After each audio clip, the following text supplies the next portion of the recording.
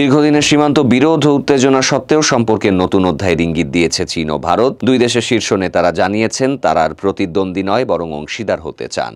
উত্তর চীনের বন্দরনগর তিয়ানজিনে Shanghai cooperation organisation সম্মেলনের আঙিনায় চীনের প্রেসিডেন্ট শি জিনপিং ও ভারতের প্রধানমন্ত্রী নরেন্দ্র মোদির মধ্যে অনুষ্ঠিত বৈঠকে এই প্রতিশ্রুতি ব্যক্ত করা হয়।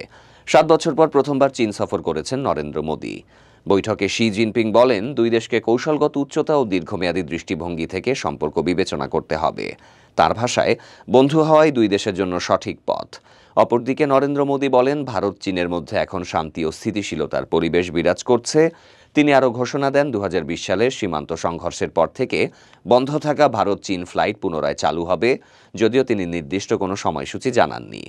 তিয়ানজিনে অনুষ্ঠিত এবারের এসসিও সম্মেলনে রাশিয়ার প্রেসিডেন্ট ভ্লাদিমির পুতিন সহ 20টিরও বেশি দেশের নেতা অংশ নিয়েছেন। তবে সম্মেলনের আনুষ্ঠানিক আলোচনার পাশাপাশি আড়ালে ছাপ ফেলেছে যুক্তরাষ্ট্রের সাথে চলমান বাণিজ্য যুদ্ধ।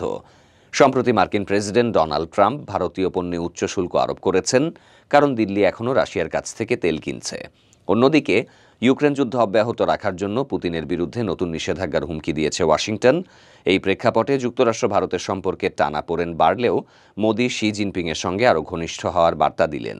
বর্তমানে এসসিওতে পূর্ণাঙ্গ সদস্য রাষ্ট্রের সংখ্যা 10টি। এর মধ্যে রয়েছে রাশিয়া, পাকিস্তান ও ইরান।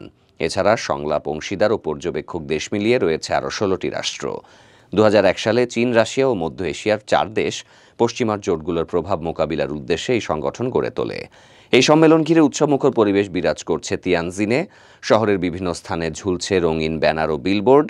রাতের আকাশ আলোকিত করছে টাওয়ার বিল্ডিংয়ে লাইট শো। হাজারো মানুষ তা উপভোগ করতে ভিড় জমাচ্ছেন। তবে বিশ্ব নেতাদের যাতায়াত নির্বিঘ্ন করতে শহরে কড়া নিরাপত্তা ব্যবস্থা নেওয়া হয়েছে। অনেক সড়ক বন্ধ রাখা হয়েছে। ট্যাক্সি ও ভাড়া গাড়ির সেবা বন্ধ থাকায় 1,30,00,000 মানুষের ব্যস্ত এই শহরে চলাচল কিছুটা দুর্বিষহ হয়ে উঠেছে। তবুও ঐতিহাসিক বৈঠকে সাক্ষী হতে জনতার উৎসাহে কোনো ভাটা পড়েনি।